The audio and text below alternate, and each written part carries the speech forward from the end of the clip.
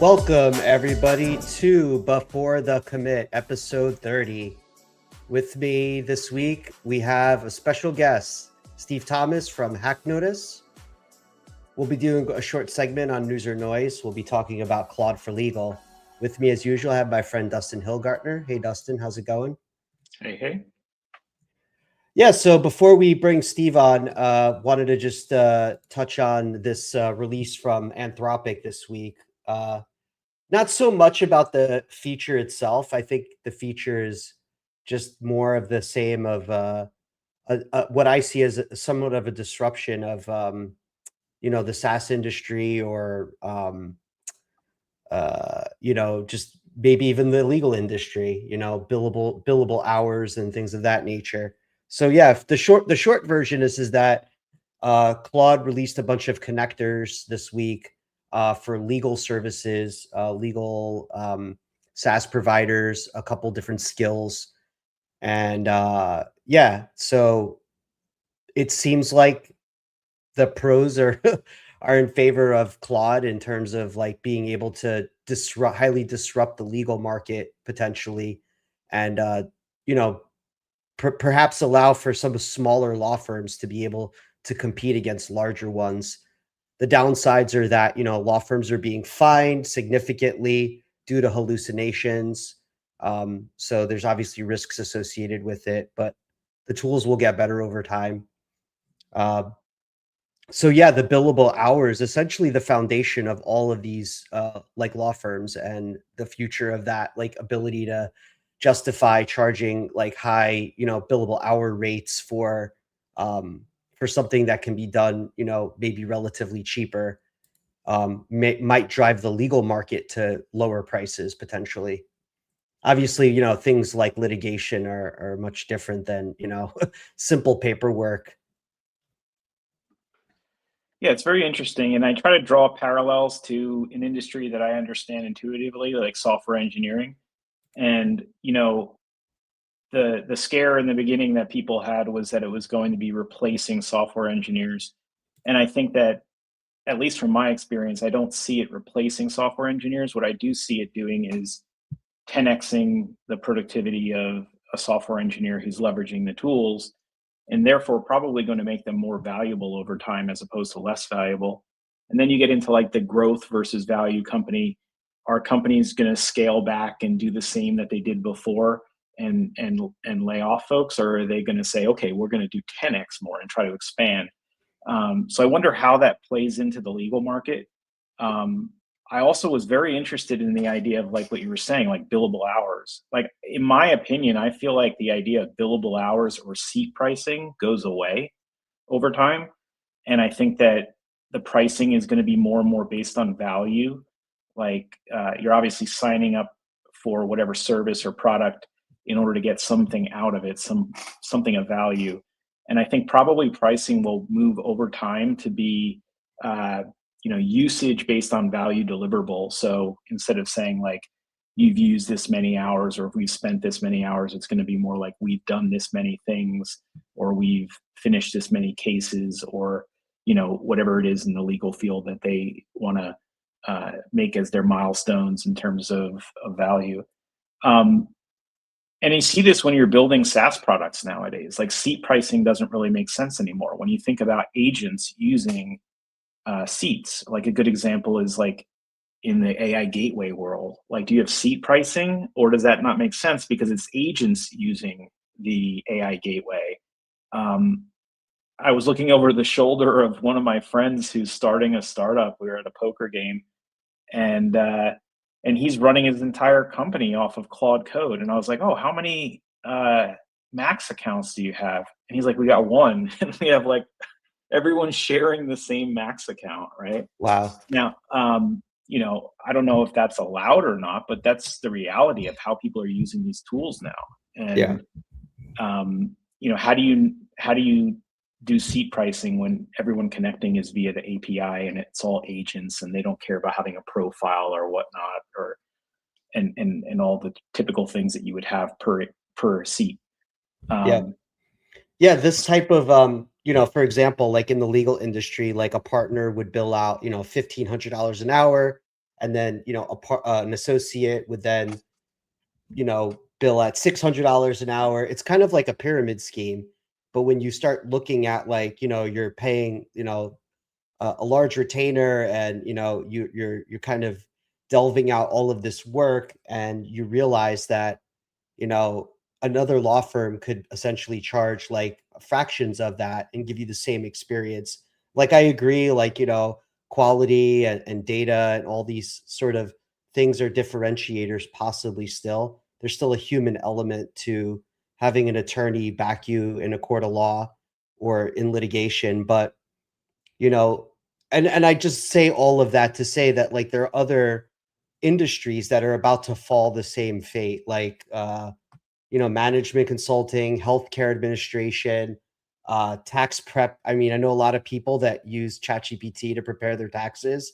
Not suggesting that, but all of these industries are going, like, you have now a model provider that is now disrupting like industries that they maybe have some subject matter experts for, but it's not their primary business. It's almost like model providers become like the Googles of the world. Like, they own like all this real estate, and when I say real estate, like territory in all these under industries. Yeah, I mean, it may be that these industries can make a lot more money now that they're not tied to time as much. Because I mean, I might be generalizing and kind of being naive here, but you'd assume that like a law firm their maximum amount of billable hours is going to be 24 hours times their employees, right? So let's just say that that's somewhere in the ballpark. If they're leveraging AI on the intake and sort of the research, and their members can now review results and do multiple things at the same time, uh, not only does hourly billing not make sense anymore because you're delivering so much more value than the hours that you're spending in the traditional sense, but you can do a lot more. Like, you can do more than 24 hours worth of work in 24 hours, and therefore you'd think that the billing would would shift into usage, or probably make more money over time as you can do more stuff. Like, maybe law firms move in the direction of like what you see as being alternative law firms, where like online will, like LegalZoom or something like that. Maybe law firms move into a category where they're doing more of that type of work, and they can handle that scale now because they have AI agents at their behest. I think that everything's going to change. Just Yeah. like software engineering, it's radically different at this point. Like, I see like a line in the sand of businesses that are still operating in the model before, where they're having sprints and engineers are writing code by hand, et cetera. And there's like a new breed of software engineering companies now that are, what they're doing is radically different. Yeah, And I for think sure. law firms will probably go through that transition as well. Yeah, for sure. Mm. So we have a special guest. I mean, this is the episode 30, and we have our first guest on, and really excited about our conversation today. We have with us Steve Thomas, who's the founder and CEO of HackNotice. Steve's been in this threat intelligence industry for a very long time, probably before it was actually a category. He founded a company called PwnList, which is an original breach monitoring platform.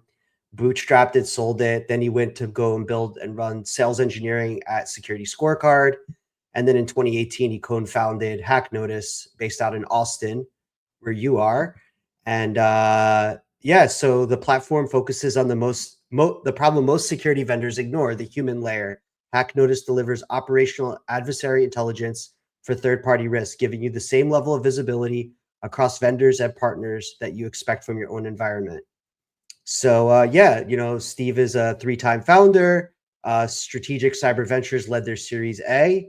And with no further ado, let's welcome Steve. Hey, Steve, how's it going? Yeah, hey Welcome. Danny. Hey Dustin. Thanks for having me on. Great. I'm glad you're here, and really excited to have you as our first guest ever. And so yeah, let's just get started. So you founded PwnList in 2012, before threat intelligence was a product category. What did you see then that most people missed, and how did you shape that? How did that shape you when you built HackNotice? Yeah, so Pwnedless was really a hobby site that just took off. It got way more attention than was ever expected. I think one of the core things I learned there was Pwnedless took a hated problem, right? All these security teams had to go and once a week go into like hacker forums and see what files are being shared and see if there's any credentials. And they're being told by management, like, oh, we have to cut down on account takeover. But they were in the world of SOC and tickets all day. And then they had to switch hats, go into the darknet, pretend to be a hacker.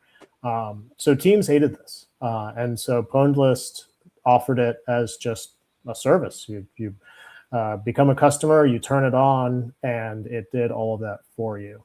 And I think that that's still kind of the situation today. Threat intelligence is still kind of a hated problem. There's way more people doing it now, but there's a lot of problems in threat intelligence that are just dirty problems. Like people don't like dealing with them. And so that stuck with me. I really like to focus on the parts of cybersecurity that people hate to do, that are dirty and messy and like hard to do in any sort of sane way. And so that's sort of carried with me through all the different jobs that I've had. So like a side question to that, like threat intelligence is like really a very broad category. I mean, I think most people think threat intelligence is like generic threat intelligence, like CISA alerts or Microsoft bulletins. Can you just kind of, for the audience, like enumerate a little bit, like the depth of which threat intelligence can go? Yeah, threat intelligence, for me, at its core, threat intelligence is the entire world of threat actors and everything they do, right? It's like the crime in cybercrime. And yeah, most people think of it as a CISA bulletin or a bulletin about a new CVE, right? The part of threat intelligence that I've always been in has been around what are hackers doing, what are they sharing, and then getting into as much detail of how are they doing it as possible. And the how is always cloak and dagger. You never really know how things end up happening, but you can eventually do some pattern matching and figure it out. Threat intelligence has grown just like cybercrime has grown, and cybercrime's the world's third largest economy right now.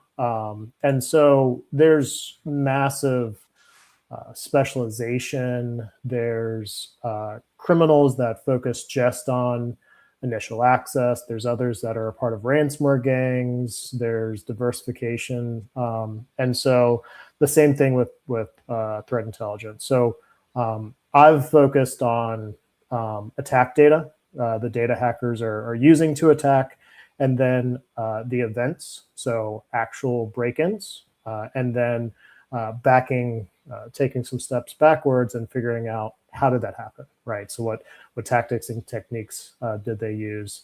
And that's been my area. Even that is a lot. It sounds like that's only a small piece. We don't even deal with vulnerabilities, but it's a massive job, just because cybercrime is in its heyday and it's growing. And so it's just a constant struggle to keep up to date with it. Yeah, so great context. For those that are not familiar with HackNotice, what's the current pitch for HackNotice? What's your platform actually do? And so what kind of problems are your customers coming to you with, and how are you helping solve those? Yeah, so the big value that we offer is we offer a very different way of handling third-party risk. We take a threat-informed approach or a threat-based approach. So we're a large threat intelligence platform, consuming massive quantities of credentials and info stealer logs, PII, but we take that discipline, which is typically a security operations discipline, We apply that to third-party risk. So we're giving our customers the view of what an adversary would see if an adversary was to look at a third-party ecosystem. The big bet, the big premise that we have is that cyber hygiene isn't really directly related to who's going to be breached next or who's going to be ransomed next, right? If a website is a little dirty or it doesn't have the most up-to-date SSL turned on, we don't see that as being directly related to who's going to be the next big ransom event. But ransomware gangs operate, and they operate like businesses. And so you can figure out how these gangs operate and who are they targeting and where are they targeting and how do they go about it. And so we're really looking at this as taking an adversary-focused approach to third-party risk. Our big goal, our way of helping our clients is help them look from a threat perspective at where the weak points may be in their ecosystem. And then it's not if, but when there's a new ransomware event, we're the first to let our clients know, real-time knowledge, details about what happened, and even helping our clients better understand is there a cascading effect. What's very common these days is ransomware will exfiltrate data and then hold it for ransom and then publish it. And a big concern is whose data is that? If I give Danny some data and that data gets stolen, is it mine? Does that trigger regulation? And so we help with that. So it's much more focused on helping our clients get a better sense of how all these events, you hear about them in the news, how are they really impacting them as organizations? And just as a side note, are you also tracking like nation state actors that might be perhaps targeting organizations of national security interest?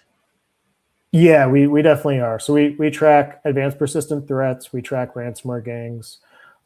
We use ransomware almost as shorthand these days because it's the two-ton gorilla in the room.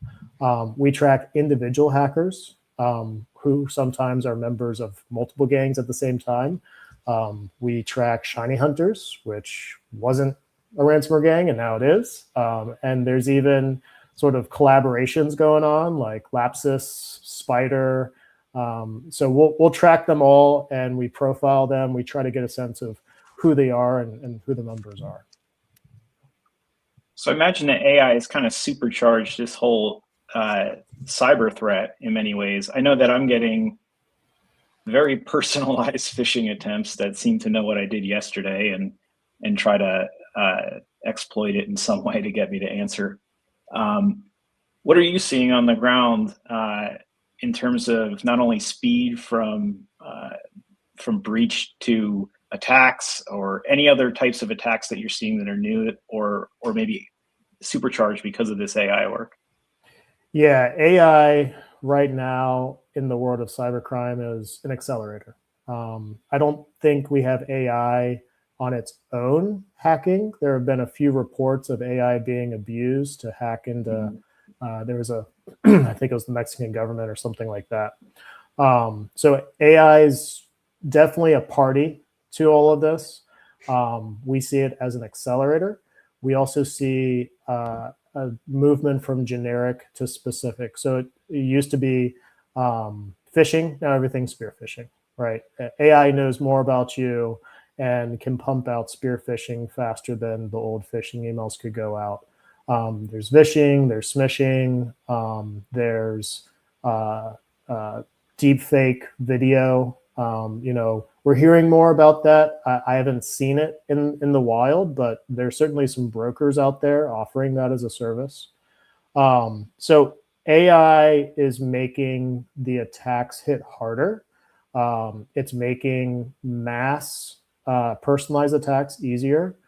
I think AI is going to have more opportunity around CVEs. You were mentioning Claude Code and how developers are developing different.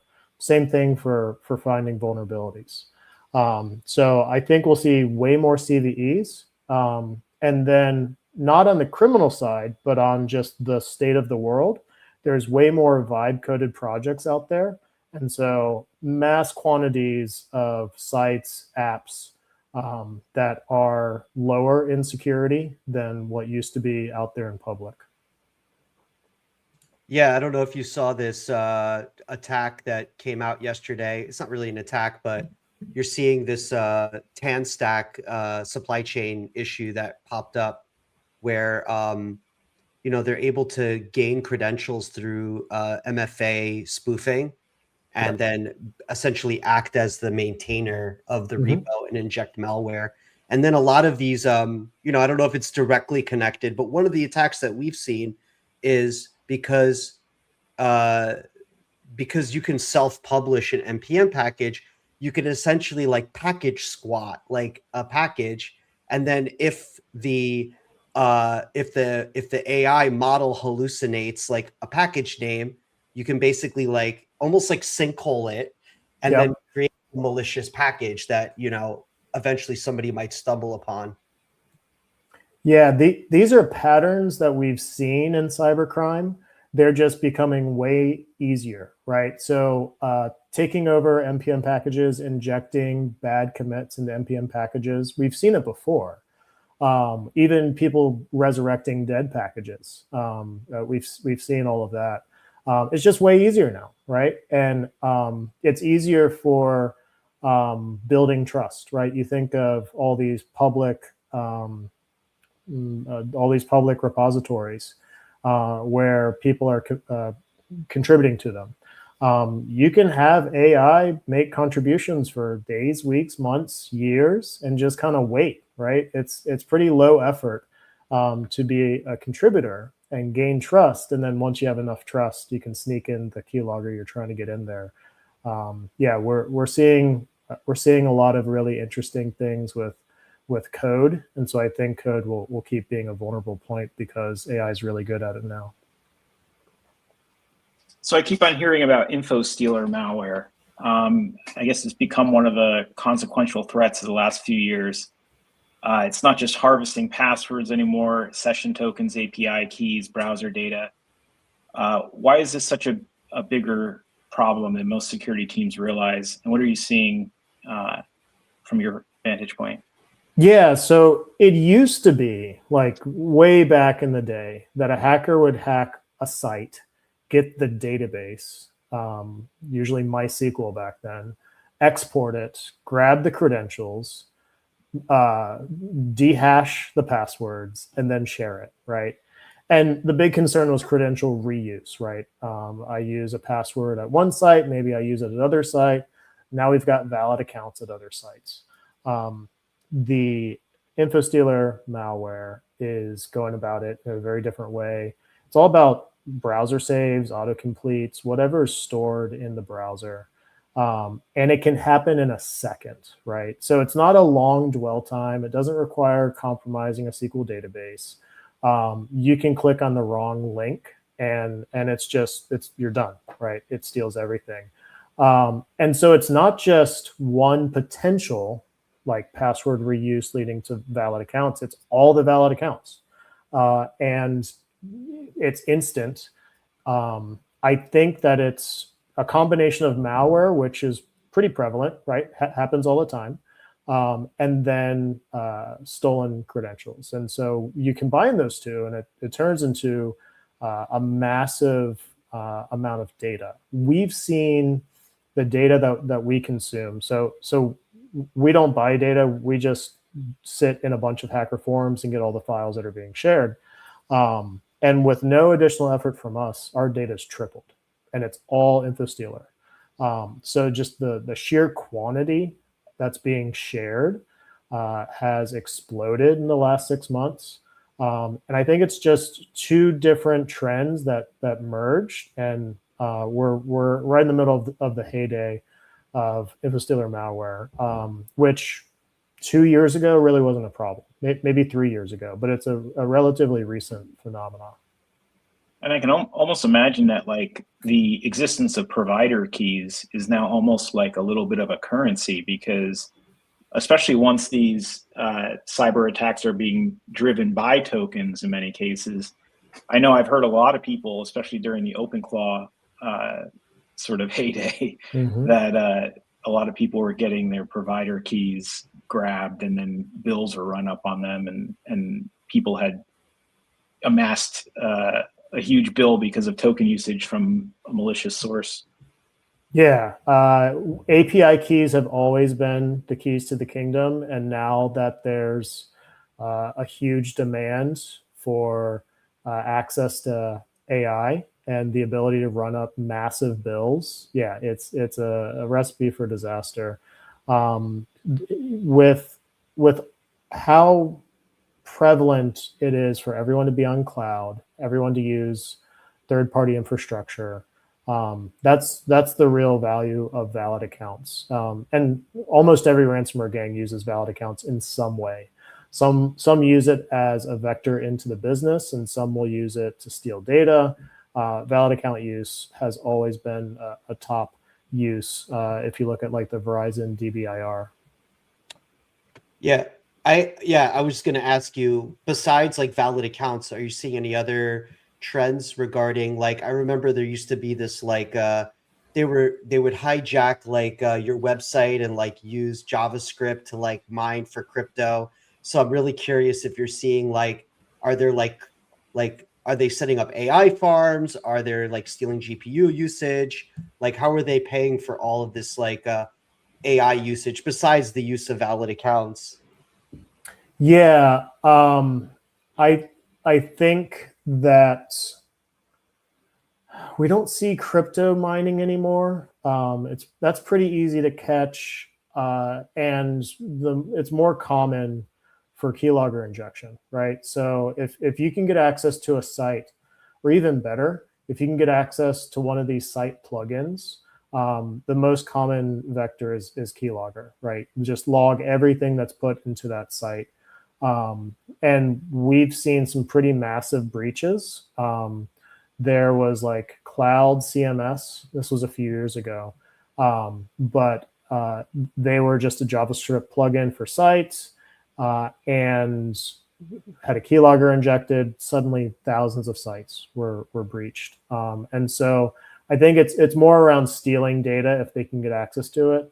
Website defacements still happen, but I think the crypto usage is pretty low. But to your point, if I can get access to an unlimited AI account, you know, I can sell that, right? I can go into the dark net and find someone that's got some giant AI job that needs to be done that's going to take a few $100,000, and now it's free.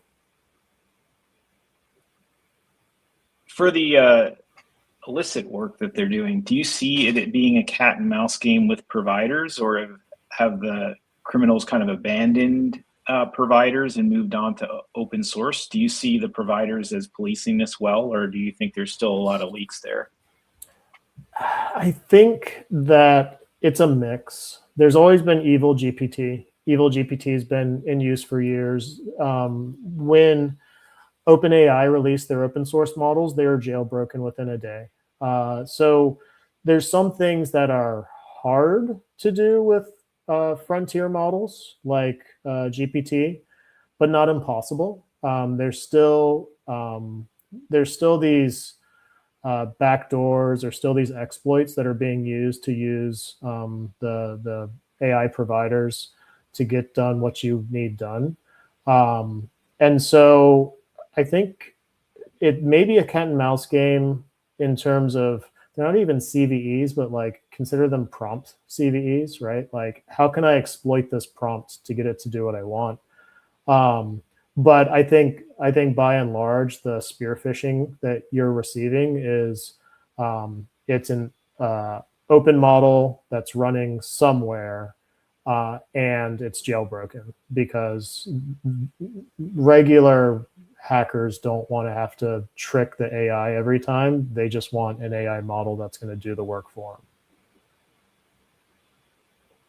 It's quite incredible what you see nowadays. Even things as benign as like comments in your code are potential attack vectors, because you might be operating an open source project and someone submits code in a pull request that has a comment that references the dependency they're using and they misspelled it, but it's a typo squat meant to one day have AI wake up and be like, oh, let me pull the latest version out of that dependency and use the misspelled version of your comment, thinking it's fixing a bug or something like that.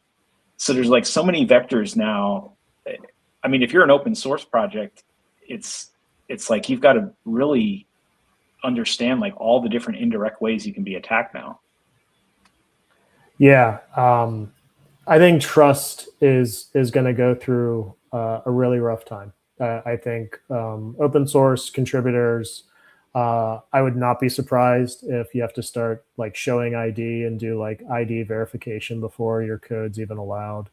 But trust between third parties is at an all-time low. Trust between employees and employers is at an all-time low. There's a lot of ways that AI makes everything easier, because it used to be really hard, right? It used to be really hard to try to like trick your way into an open source project. Now you can just submit 100 bug fixes a day and see which ones let you in.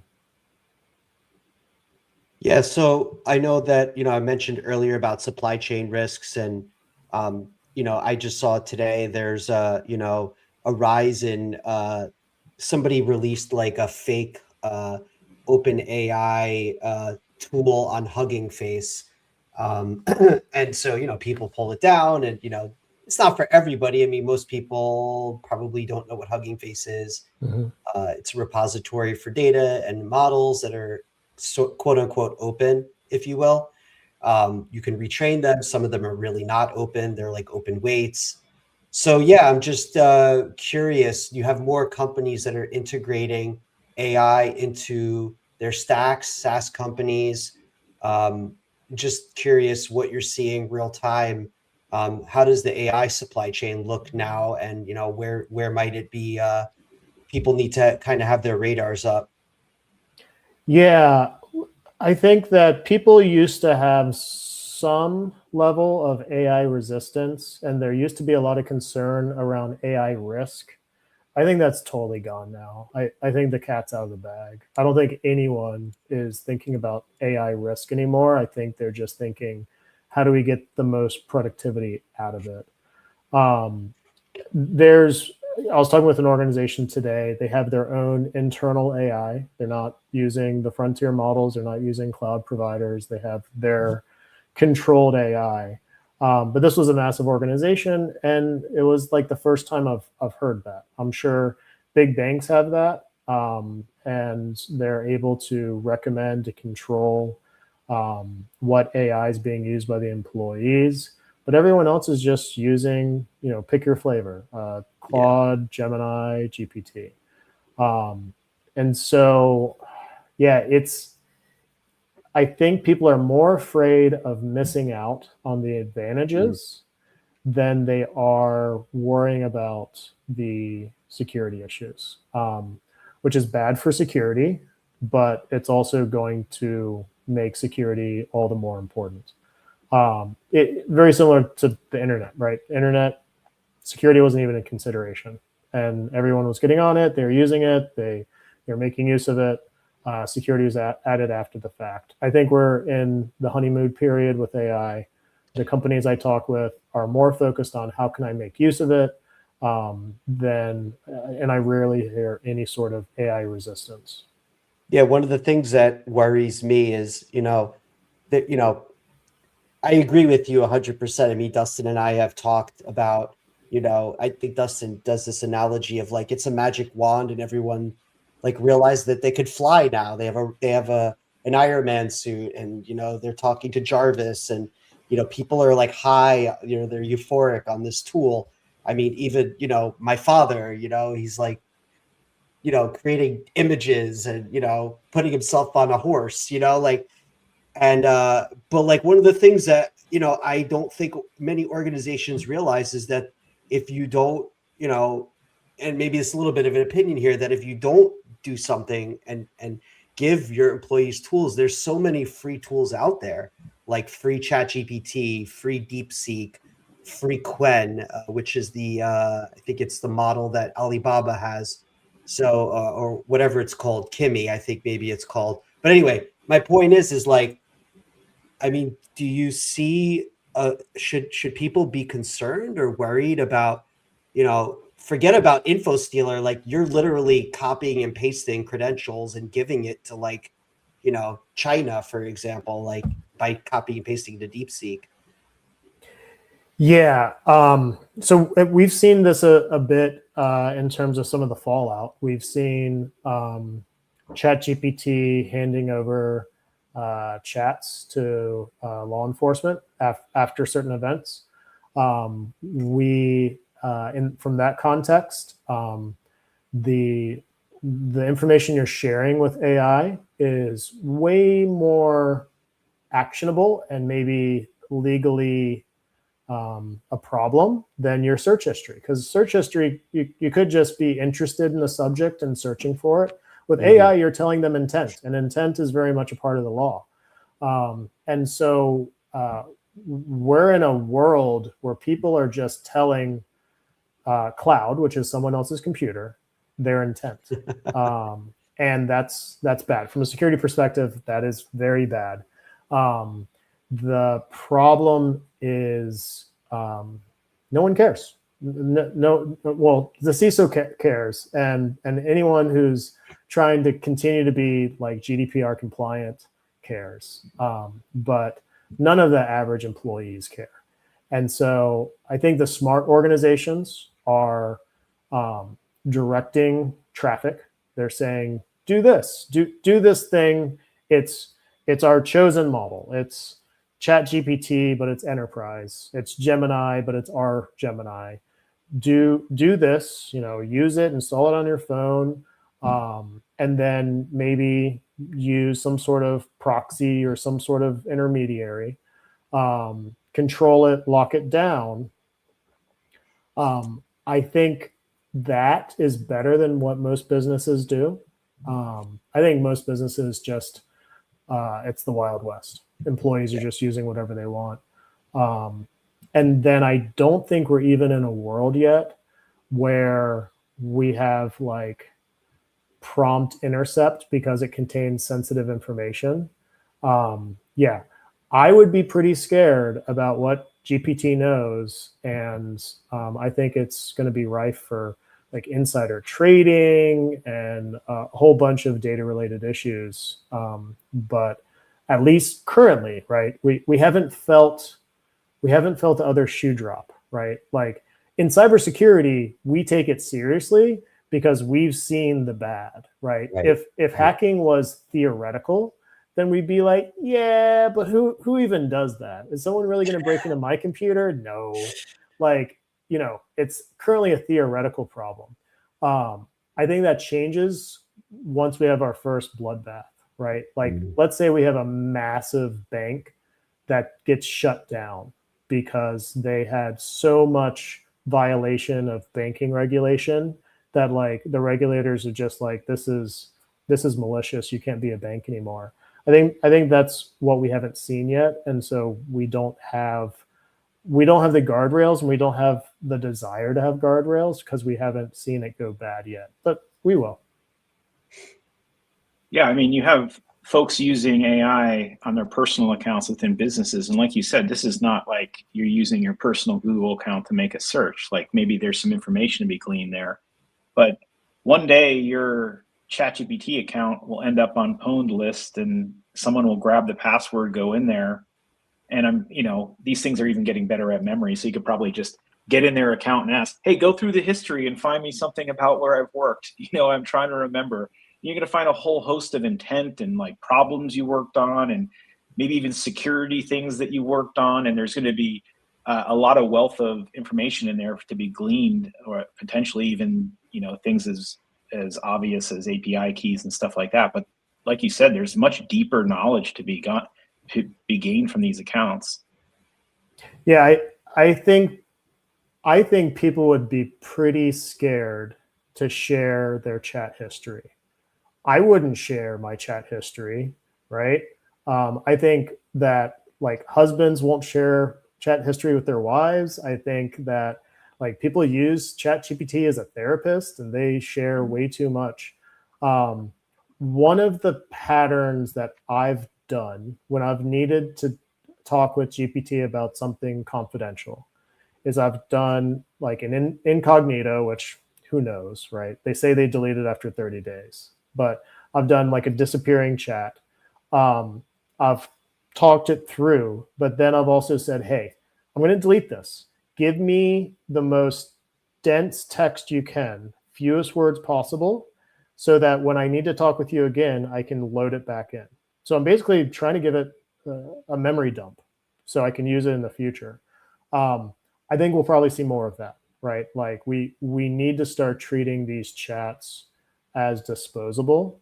And if there's context that's needed, we got to come up with some sort of memory mechanism that's like sanitary, because right now it just retains everything. Yeah, it's a good reason for there to be on device models and like, you know, open source models that are powerful in the future that people would use over a foundation model, or, you know, is at least satisfactory in comparison to provider model. Because the providers are never going to give up that data. They look at it as like a zero-sum game. They either win or they lose. They need all the data they can get. So you sell the CISOs every day. How do you see the difference between what they're scared of in the boardroom versus what you're seeing on the ground? Is there a gap there from what their fears are versus what the reality is on the ground when it comes to AI? Yeah. So the CISOs I've talked with, at least currently, it doesn't seem like they're the ones responsible for data governance with AI. Maybe there's some CISOs out there that are.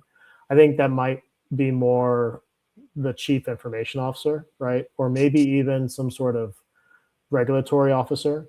So the CISOs I talk with, they're not too focused on, hey, are my secrets leaking to AI? It could be a concern.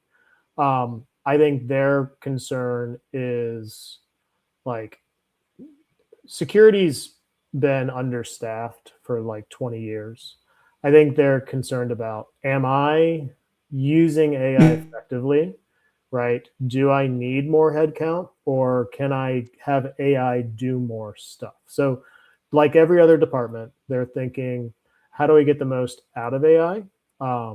There's like 40 different AI SOCs right now, right? 40 different companies trying to be the next AI ticket system. And so I think CISOs are looking at their historical pain points and saying, how do I make use of AI effectively? But then the big next worry is attacks are going to get way more aggressive, sophisticated, prevalent. Like the internet's about to become a way more dangerous place. And I think CISOs are thinking about, how do I prepare for that? I think there's some CISOs that like are living in the clouds. They're like, AI is great. I'm just going to deploy AI and it's going to like protect everything. And like, we don't need threat intelligence anymore. And we don't need anything. Like AI will protect us all.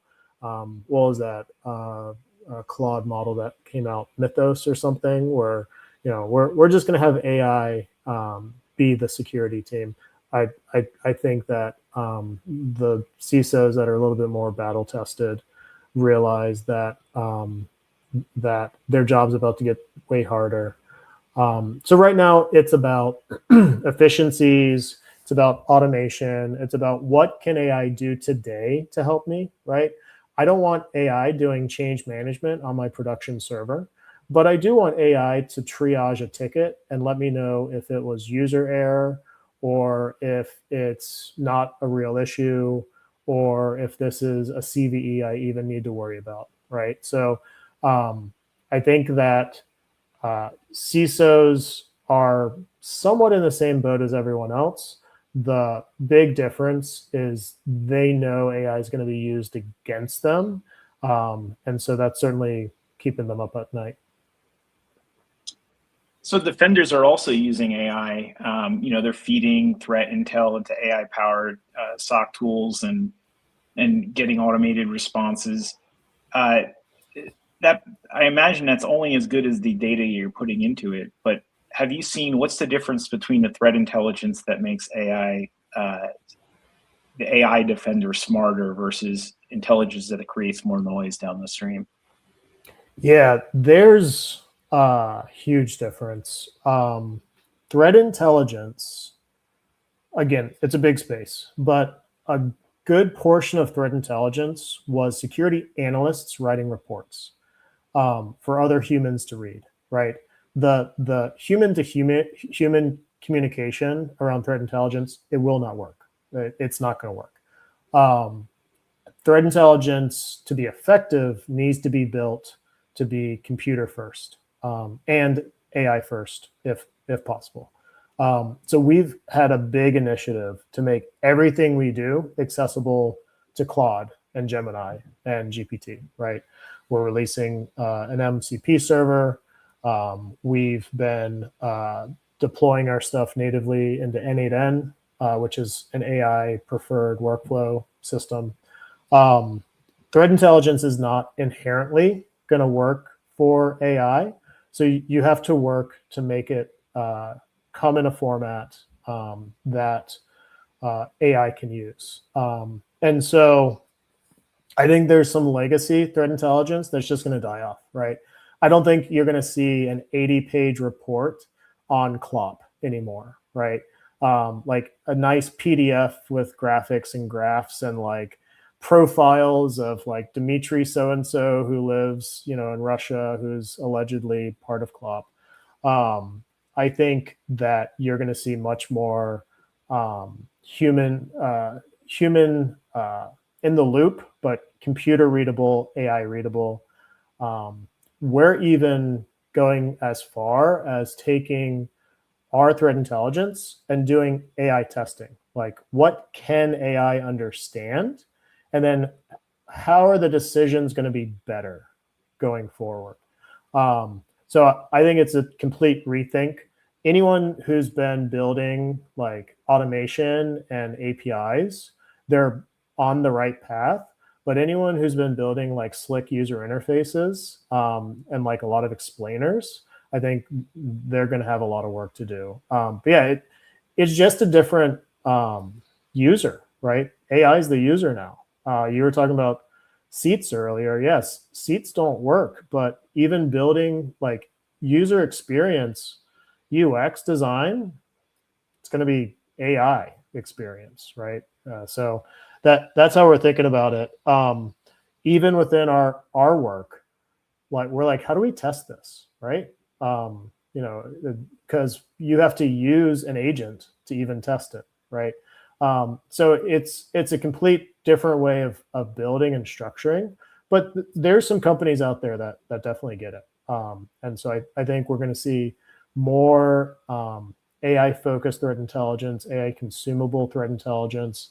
Taxonomies are going to be a huge thing. Like we're eventually going to have to standardize on how we talk to AI, like what's the data format. None of that exists. Very true. Yeah, so you've raised from venture capitalists before. I'm sure you're talking to investors who are pouring money into AI security right now, or just AI in general. What do you think that they're getting right about the space right now, and where might they be? I don't want to put you on the spot, but where might they be getting this wrong? Yeah. So certainly not my investors. I'm sure my investors are investing in all the right things, but I think VCs in general are just throwing spaghetti against the wall. They're throwing darts out there and hoping something sticks. Like think of how choppy the AI world has been, right? GPT came out and everyone's like, oh, it's over. GPT's out. And then Gemini came from behind, right? Gemini was not good when GPT was good. Now it's over, Gemini, and then it's Anthropic and it's Claude. But then China releases DeepSeek, and everyone's freaked out about that because So like, if you're betting on who's the incumbent today, it's a bad bet. Also, these models cost billions to train, and then we throw them away, right? So it's a very choppy space. I don't think we've seen a space where we spend billions on a model and then we throw it away a year later before. And there's a lot of hype. So I think that some of the companies that are the favorites today have done really good at being hype machines. I think some of them have done really good at making like a slick GPT wrapper and doing some automation around it, like being the interface between the user and the model. I think that the ones that are going to last, the long lasting bets, the good bets, are going to be the ones that have deep problem expertise and then use AI in a way where they're building guardrails so that they get reliable results. Because AI is horrible at giving reliable results. And so you think of the 40 AI socks that are out there. If we've got 20 of them that are just a Claude wrapper, it's not going to work. If we've got a few that are like SOC automation with AI governing the process and checks and balances and like human in the loop, right? If it's architected right, I think those are the ones that are going to last. And so it's a boom. Whenever there's a boom, there's a lot of companies and then a bunch of them die. Like, so I think 90% of all the AI companies are going to die, and they're going to die within the next year or two. But some of them will stick around. So it's tough. Like, I don't have the answers. If I had the answers, I'd be much richer because I would just invest in the ones that are going to take off, right? But I think VCs are afraid to not invest in AI. I know of like one who's been public and they've just said they refuse to. But tech is taking a bath. SaaS is taking a bath. But I think it's going to be the same thing as what always happens. The ones with deep expertise, deep knowledge, unfair advantages, the ones that build it thoughtfully, they're the ones that are going to take off. And also, like, it used to be Apple would put apps out of business, right? Like you'd have the dreaded iOS like announcement. Here's iOS 17, and then all of a sudden, like Shazam is gone because Apple just does it themselves. It's the same thing with AI, right? Yeah. AI is just gonna, Claude's gonna make an announcement on a Tuesday that's gonna make some AI company that's basically a wrapper that has 20, 40, 60 million in VC investment obsolete. Yeah. Feels a little bit, I mean, not directly connected, but somewhat reminds me of the .com era in terms of, trying to, I want to play in the game, but not really fully understanding, like, what are you actually buying? Like, so the VCs that actually have the ability to do the technical due diligence and to actually understand what they bought, and not, like you said, it's like a fancy wrapper that can be disrupted very easily by like a model provider. Like, for example, like what we started the top of the episode with legal, a couple legal tools that were thrown out, and and a whole market gets disrupted in an afternoon. Yeah, the VCs are not startup founders. Like that, they don't come from that world. Maybe 1% of VCs have founded anything. They're not company builders. Usually they come from finance, right? And so like they're accountants, they're CPAs, or they're good at reviewing numbers and spreadsheets and finding when the numbers line up with their models. But even within deep tech, the number of people that could actually make their own AI model from scratch, like, it's tiny. And you probably already work at Meta for like $1 billion. So there's a knowledge difference. to be able to do the level of diligence, it's just not there. Yeah, I think they all want to play in the game. They all want to get it right? They want to be the genius that invested in the next whatever. But it's really hard to parse out hype and which one's pretty and which one's making real difference.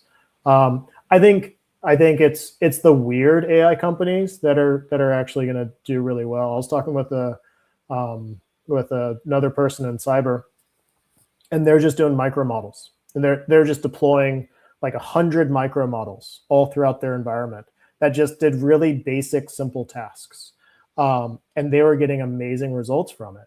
And that's not what we're seeing from Frontier, right? Frontier is big, bulky, does everything. And so I think there's a lot of plays out there that could work out really well. But yeah, we hear about like Vibe. Didn't Vibe just go public or something? They're worth a few billion now. So we hear about the big ones. Yeah. So, if there's a CISO listening right now, and, what would you tell them they need to do before the year ends to get ahead of the AI threats? What would it be? What would be the thing you would tell them to do? Yeah, I mean, until we see AI data governance become a real thing, right? Until there's like a dead major bank laying out in the street, I think that the most important thing that CISOs can do is AI is going to be an accelerator. It's going to be an accelerator for the CISO's organization. It's also going to be an accelerator for all the criminals.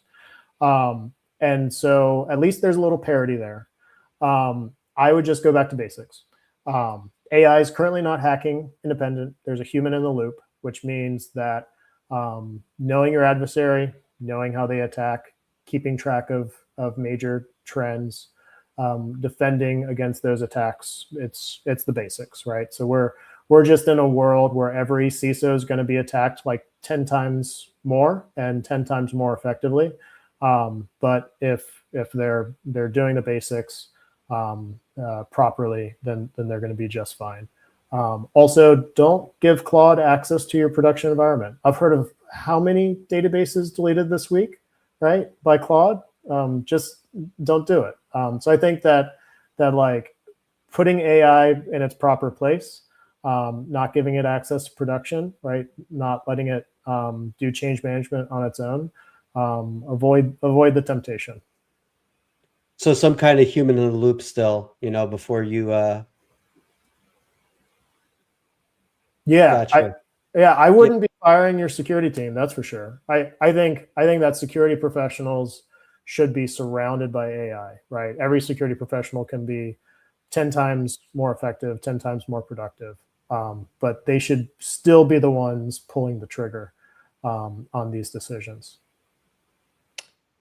Awesome. Yeah. So, I mean, it's been great having you here, Steve.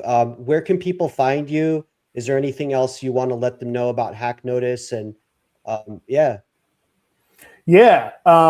So I think we covered HackNotice in detail. We're really helping change the way that people look at third-party risk and threat management. We're going to be all over the US this year at a lot of conferences. The next one up is CEFPRO in New York.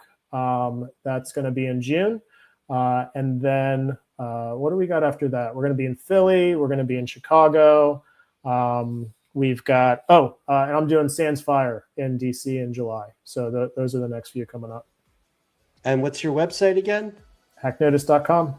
Awesome. Thanks, Steve. Thanks, everybody, for joining. We'll see you next week on episode 31. Take care, everybody.